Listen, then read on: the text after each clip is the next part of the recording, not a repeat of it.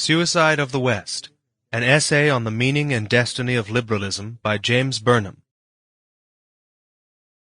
I dedicate this book to all liberals of good will. Preface. This book is a book, and not a collection of articles, papers, or lectures. Some of the material from which it has been made had a first form as 3 lectures on American liberalism in theory and practice, that I gave as the 1959 Maurice Falk Lecture Series at Carnegie Institute of Technology.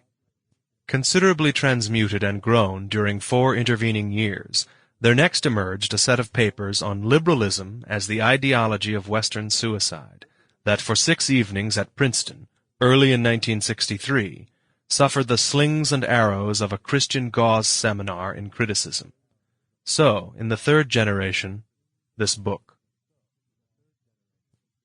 What frantic fit, quoth he, hath thus distraught thee, foolish man, so rash a doom to give? What justice ever other judgment taught, but he should die, who merits not to live? None else to death this man despairing drive, but his own guilty mind deserving death. Is then unjust to each his due to give? Or let him die that loatheth living breath? Or let him die at ease that liveth here uneath? What if some little pain the passage have, that makes frail flesh to fear the bitter wave? Is not short pain well borne that brings long ease, and lays the soul to sleep in quiet grave? Sleep after toil, port after stormy seas, ease after war, death after life does greatly please. Chapter 1.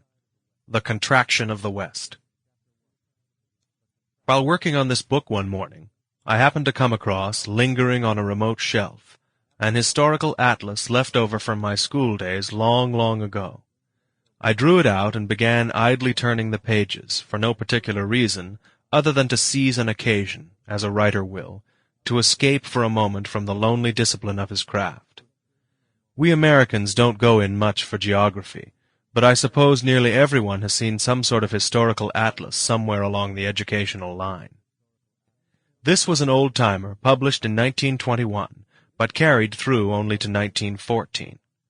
It begins in the usual way with maps of ancient Egypt under this, that, and the other dynasty and empire.